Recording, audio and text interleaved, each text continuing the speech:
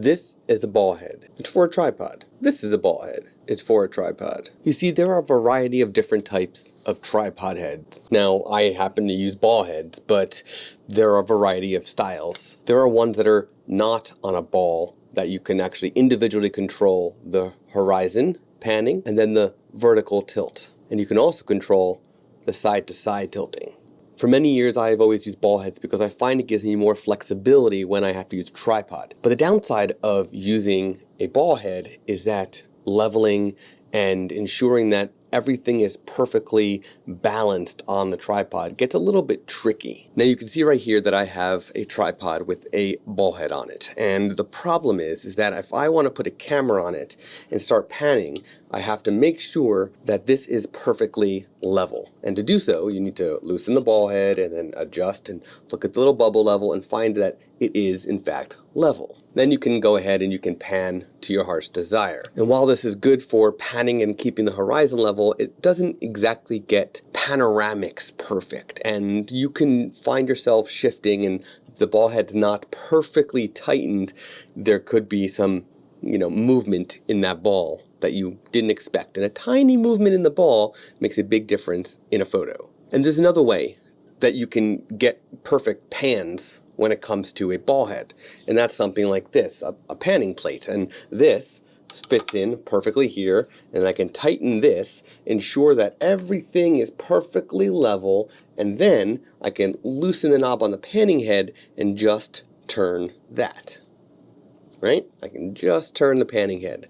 Now, this gets you a step closer, but it's not all the way there. And that's where a nodal slide comes in. Now you can add a nodal slide to the mix, put your camera on the nodal slide, and now you've got everything perfectly balanced and in perfect level, and you can get perfect panoramas. And this is a lot going on for something that could be done simpler. This is a gimbal head.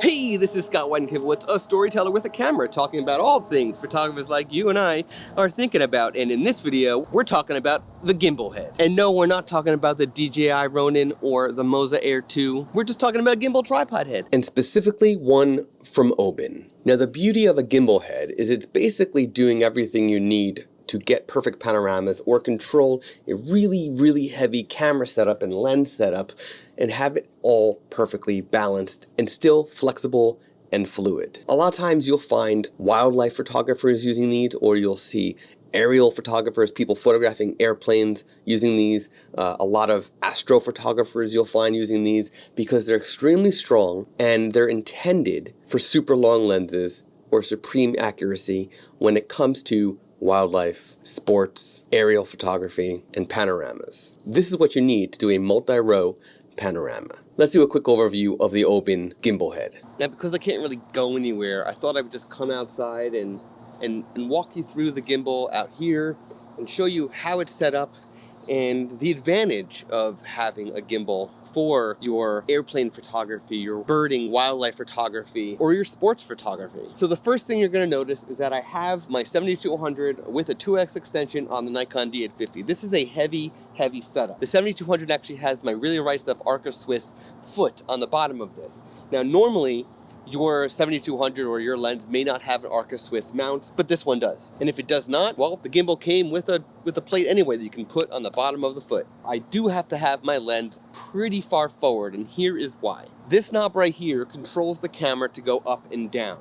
If I am to loosen it, you'll see that the camera can go like this. If I have the camera set further back, it's going to be too heavy in the back, and it's going to go like this automatically. The trick here is that you want to make sure that your camera, with its lens on it and any other accessories you have attached here, will stay perfectly level and stay fixed wherever you put it. So if I am to go like this, it stays that way. If I go like this, it stays that way. It doesn't just wobble up and down on its own.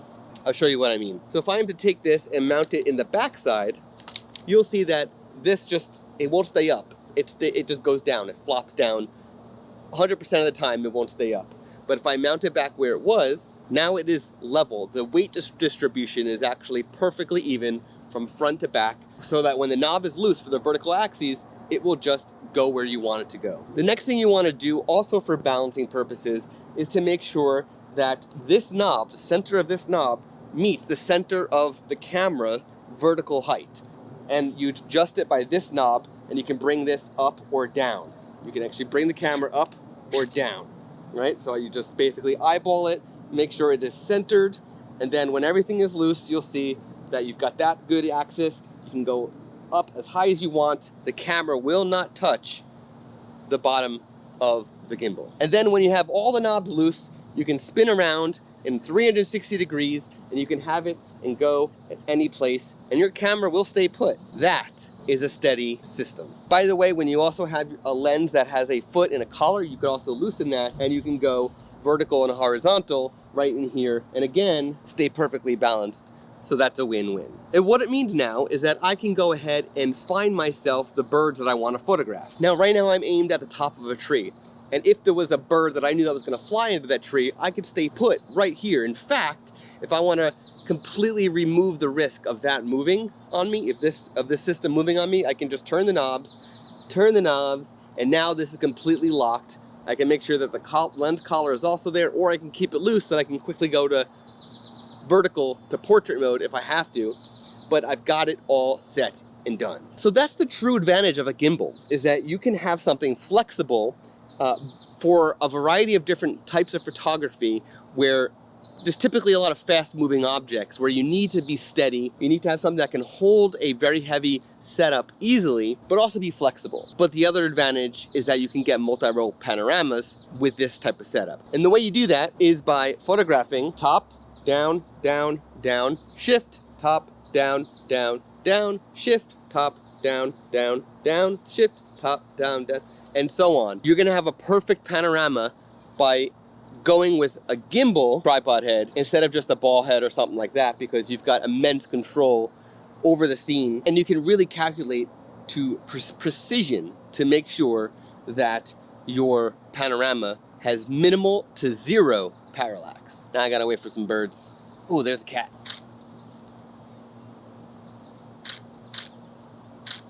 So this is the Oben GH-30C. This is a carbon fiber gimbal head for a tripod. And I've never used an Oben product before.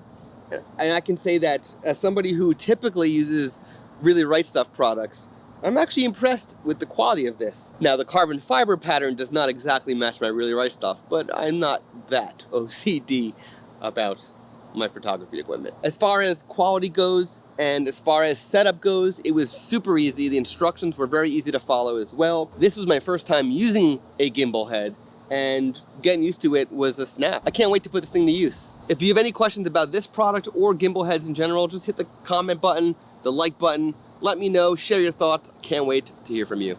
Till next time.